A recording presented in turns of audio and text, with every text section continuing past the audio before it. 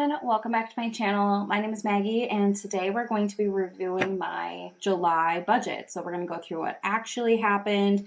I do all of this on a spreadsheet first, and then I like to write it out and have most of it prepared for us talking together. We will do a little bit of math together, but yeah, so don't be fooled. I'm not spending that much time on this. I have my spreadsheet doing a lot of the heavy lifting for me. But July was a little bit of a surprising month for me. I don't know, I had a lot of things going on. So the first thing I should mention with these is I do share my budgeted column in a separate video first. So I'm going to link my July budget and my August budget down below if you want to check them out. And then today, like I said, we're going to do the percentage and then a few other worksheets here. So let's go ahead and start to take a look at this. So the first thing to note is my actual income is quite significantly larger. So before we go through all these numbers and my commentary, I want to start with the actual paycheck report. I wrote salary report, which is not what I normally call it. So, whatever. Okay. So here is where I write down the date. If I consider it active or passive income, everyone's going to have a different definition for that. How much, and a little description. So in my actual budgeting spreadsheet, each of these gets its own column, but here I just do a list. So I budget a month ahead. So the money that I was planning to use for August is from both of my paychecks from June, actually. So that's just how I budget. I am a full month ahead. And it works for me. So I already had these sit in my bank account by July 1st, which is really convenient. So pretty much from here on out, these are all the additional things that came through. So first things first, Capital One interest. These are from my high yield savings accounts. I also get interest from the credit union I use that has my escrow money in it for my mortgage. They pay me interest for having money sitting there, and I usually have about 1 month's worth of mortgage already sitting in that account ready to go. So yeah, I got interest there. They pay quarterly. Capital One pays monthly. And then Discover credit card cash back, $1.94 still counts. Venmo, I had a friend Venmo me. We had dinner together and I paid, so she just split the bill with me, so $17.50. Here is the big one, profit share payout. So at my previous job, we did not have a retirement plan. We were enrolled in a profit share, which basically means that the company gives you so much money and then you're vested over time. You, as an individual, cannot contribute to it. It's just whatever they're going to give you. So when I left my job, I had to wait for some paperwork, and it finally is all said and done. So I chose to cash it all out and not roll it into any other type of account because there were a lot of weird things. I just would rather have a check. So $18.77 came through, which is nice because now I'm officially done with that previous employer. We also had a work reimbursement. We had a workshop where we were able to submit a $15 lunch. So that's pretty cool. Work reimbursement there. Betterment. This is the earnings I've had, or dividends, I should say, from two different brokerage accounts in Betterment. I'm a Roth IRA there as well as a taxable brokerage account. And then my boyfriend pays me every month. We close out. We split a lot of, most of this is groceries, the liquor store. I bought him a few, he doesn't shop online, so usually I buy him stuff and then he just pays me back. So he owed me $640 this month. And then my Capital One cashback credit card. This is my everyday use type credit card, so it usually has the most there. So my total income is $6,856.41, excuse me. Like I said, I do categorize these as passive versus active. For me, that kind of means I didn't have to exchange any sort of time or energy to get the money, really.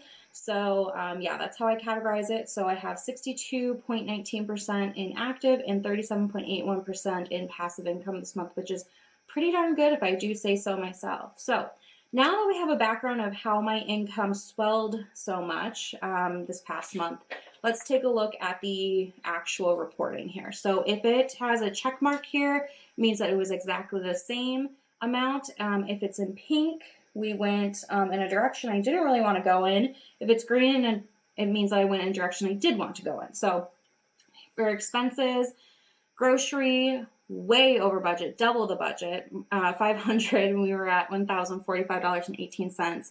We do include liquor store purchases and things like that in here. 4th of July, man, we went for it. So that's a lot of it. But again, my boyfriend pays for me, so his money, that $640 he owed me, is flushed out here too.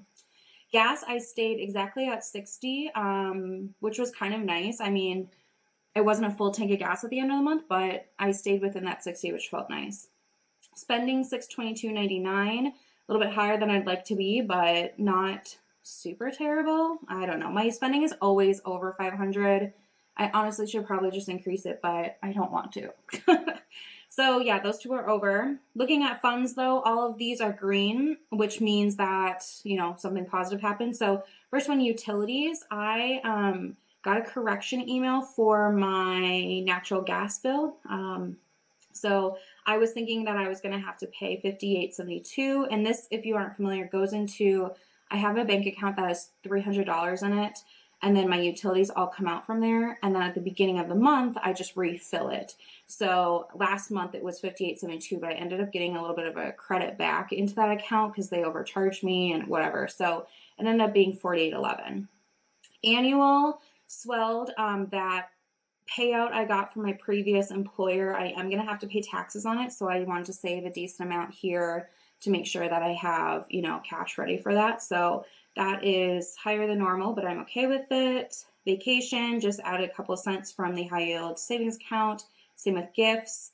Opportunity is where I threw a lot of the rest of that payout money. So that is all pretty much seen here. And then my home is up a little bit too, $104.71. I actually had to get a new chair for my desk that I film at, but I also work at this desk all day. Our last one, the bottom of it just completely broke out. I have no idea, how close it was to just giving out, but had to buy a new chair, so that's a little bit higher, but that's okay. It was a necessity. Okay, investing down here, ground floor, nothing to report there. Betterment and my Roth IRA had some earnings, which is nice to see. Then we did cash flow some patio items and bedding, and I budgeted $500 and it was only $10.61 over with shipping and all of that. So I would actually say that's pretty good, but technically it is higher than what I budgeted. And then I made my final debt payment. I actually made this the last day of June, but I've counted it in the July budget. So I am officially debt free except for my mortgage. And then emergency fund, a little bit higher than what I budgeted. So yeah, we'll see this kind of change. This is certainly a priority of mine that I want to fill this up to be about 3 months of expenses plus $1,000 cash.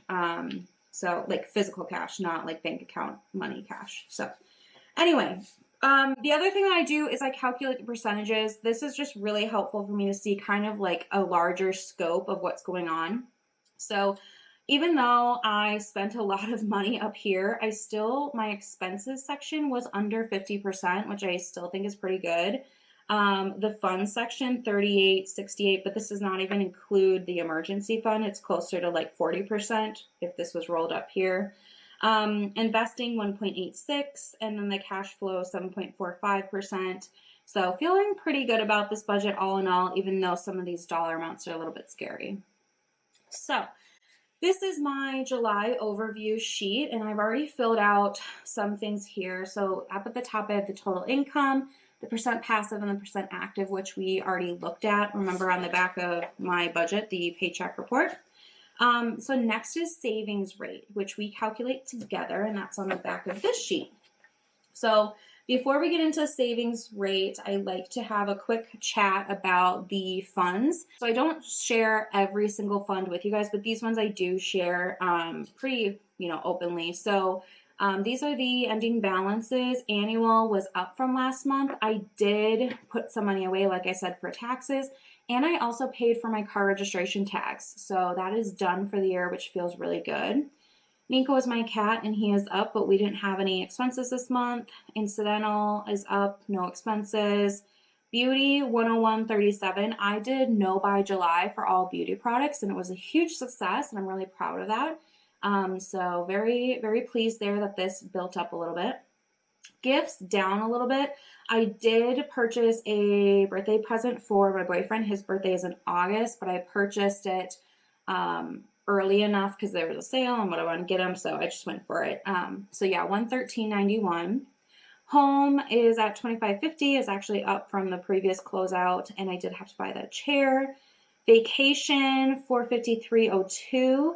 I did spend a week in Minneapolis. Normally I'm up at the lake like 95% of the time. And I did see friends and we went out to eat. So I just took $50 from this to help kind of pay for some of those eating out costs, because that's, it's special. It's not part of my normal anymore, I guess. And then opportunity fund closing out pretty nicely here. So I am funding for a luxury bag. I talked about that in my 6-month financial goal, whatever, success video. I can't remember what I called it, but I'll link it for you. I am going to purchase a luxury bag. So I am saving up to buy it in cash, which is very exciting, but I don't know that this fund is always going to be for stuff like that, but I just want to call it opportunity to do something. So that is funding pretty well. So now we can look at the savings rate, and the savings rate has gotten complicated now that I have a 401k and an HSA. So we're going to talk through this a little bit slower than normal, but I have 2 different formulas I use to calculate my savings rate. One includes the mortgage principal amount and one does not. There's kind of 2 schools of thought about that, and there's tons of articles out there you can read of what the different pros and cons and arguments are, but I just like to calculate both.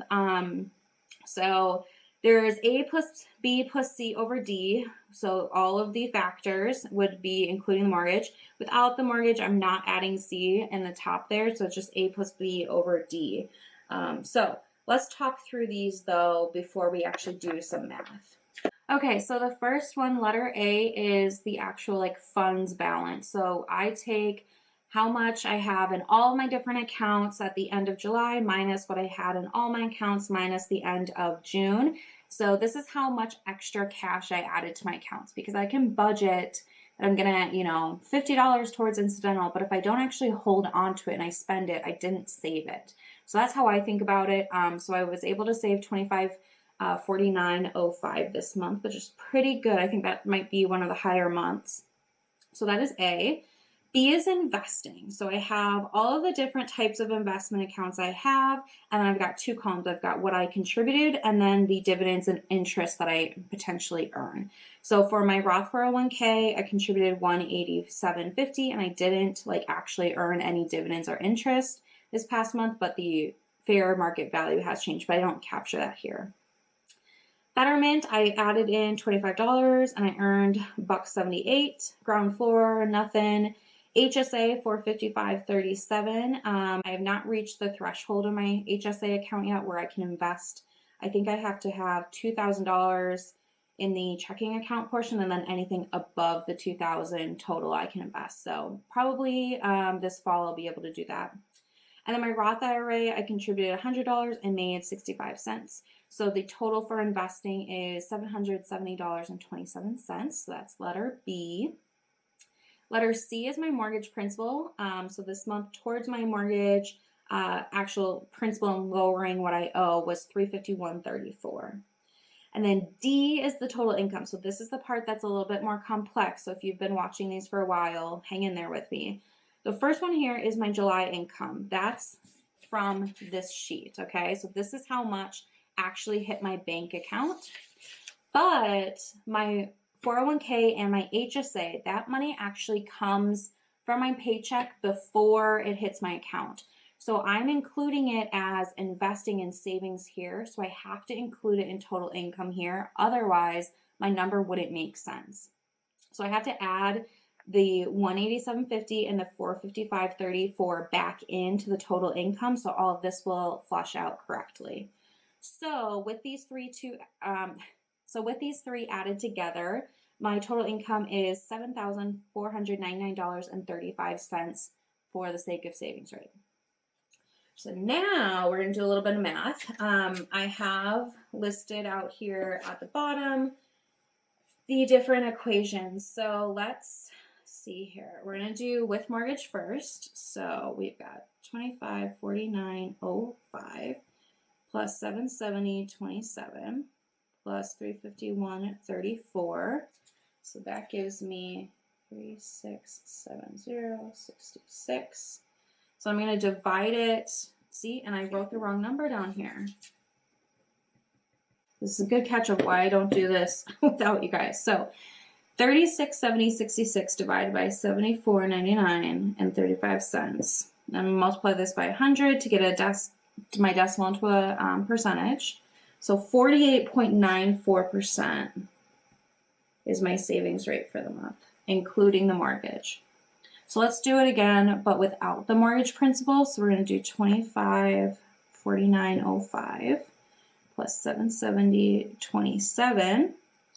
So that gives me $3,319.32 divided by 7499.35 times 100. So 44.26%, including just the funds and investing. So I'd say that's pretty darn good. That's a pretty darn good month. So I'm going to write down these percentages on my overview sheet on the other side of this quickly. Okay. So moving down the rest of the sheet, I've got the savings rates in now. Total debt, $0. So this is everything but the mortgage, of course. Next, we have the emergency fund. So again, I'm saving for 3 months of expenses plus $1,000 cushion there. So I'm at 30.10% of the way towards that total number goal. Net worth change. So I do calculate my net worth every month, and I do like to see how much it's changed, month over month. So I'm up 1.66%, which is pretty good. Mortgage balance. Currently, when I closed out July, my mortgage was at $147,455.79. So that's still, a lot of money. But I have paid off 7.8% of my original loan. So my original loan was $160,000. So that feels pretty good. And the percent owned, I calculate this by taking the purchasing price. So my house was $200,000 and figuring out how much equity that would be. And then that's how much I actually own of my house. So 26.27%, slowly getting there. And okay, let's talk about some pros and cons, and then we're going to go through my mortgage payoff journey. So pros, I paid off all my debt. Super excited about that. I also started funding the Opportunity Fund, which is super great too. And I'm all done with that previous job with, that final payout. So that's really, really good. And I have more mortgage, more to my mortgage principal. So I have once a year, my mortgage company, it's a credit union, contacts me and says, okay, here's what needs to change for escrow. I personally only include my, property taxes in my escrow account. I do my insurance separately. But this year, I was actually going to get a refund of a little bit from my escrow account because I have more than I need in there. And instead, they gave me the choice to get a refund check or to just keep paying the same amount. And that extra little buffer then, instead of going to the escrow, would just go towards my principal. So I chose the latter option because I'm already used to budgeting the number, my $1,011.86. I've budgeted that number for a year. I'm comfortable with it. So instead of lowering it or getting a refund check, I'd rather keep paying that same amount and kind of adding a little bit more into my principal and like sneaking it in there because it really doesn't feel any different for me right now. So that's a pro for me as well. Cons, way over grocery budget. And also the shifting priorities between paying off debt to now saving is just so different. And it is definitely something that I'm having to stay motivated with and build the new habit. I feel like debt payoff is really, I don't know. It's easy because you know exactly how much you have left. And so I think I need to frame my mindset around saving for an emergency fund the same way. Like having what percentage of the way there I am is helpful. And I do in my spreadsheets keep track of like how much I have left to go, and I just really need to start focusing on that heavier. And then also I had my air conditioning unit in the city. Walked into my house, turned the air on, you know, because it's been off all summer. I'm not there really. And when I turned it on, I gave it a couple hours, and then it never got cold in my house. And it was 85 degrees outside and 84 degrees inside for 3 days. But I finally had someone able to come and repair it. So I did have to take $100 out of my emergency fund to cover that expense. I have a home warranty, which is a very controversial thing. Personally, it's a great fit for me as a young female first-time home buyer. The service they provide to me, they find the contractor for me, I pay them a deductible, which is $100. The rest of it is all taken care of. So it doesn't matter if I needed $3,000 worth of parts or if it has to be replaced, I only pay $100. So for me, it's worth it. I do pay an annual charge for all this, but anyway, they came, they fixed my air conditioner, and I was a much happier camper. So that also happened. August goals, lower the grocery budget. So trying not to be in the $1,000 mark. No school supply shopping. I love back to school season when they have all the markers and highlighters and pens, but I don't need any. I have enough. I have highlighters, I have pens, I have everything. So I'm not going to buy any because I know I don't need to. And then also to get the rest of my August and September birthday gifts figured out. So I did get my boyfriend's gift, and then I have 2 more birthdays coming up. So I need to just get those figured out and taken care of. So the last thing we're going to do together, gang, is my mortgage amortization. So if you've not seen this before, just a very quick spiel. You can calculate how long it'll take you to pay off a loan, whether it's a car loan or a home loan or whatever kind of loan, with an amortization schedule. I will leave a link to the website I use down below. You just put in the details and it will tell you which month and how much you're scheduled to pay in interest, principal, and what your balance will be.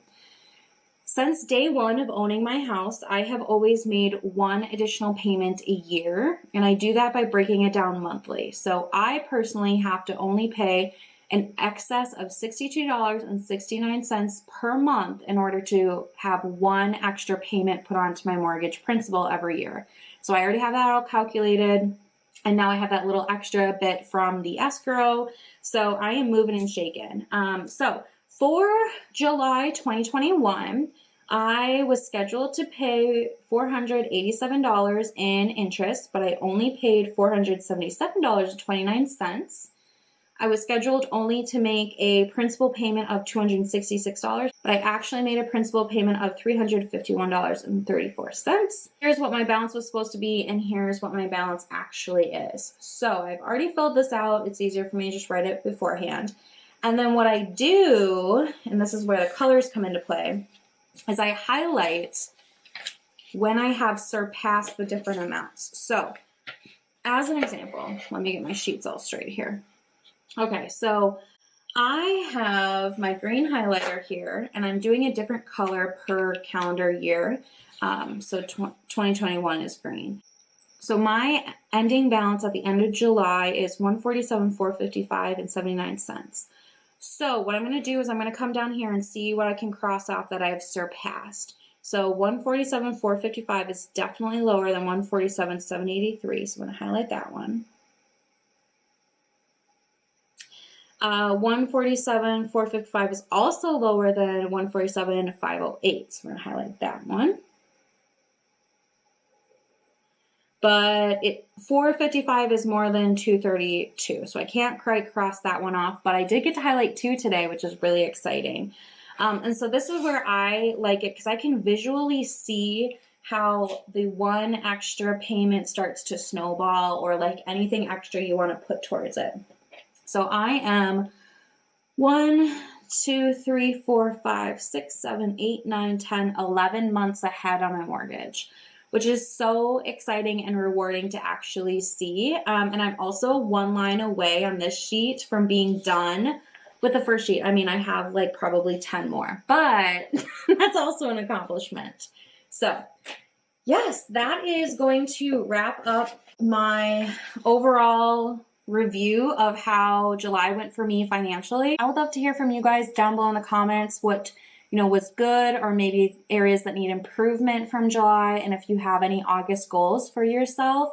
I just find it really interesting and love to cheer you guys on. So yeah, that's going to be it for me. I really appreciate you taking some time out of your day to hang out, and I'll see you guys in my next one. Bye.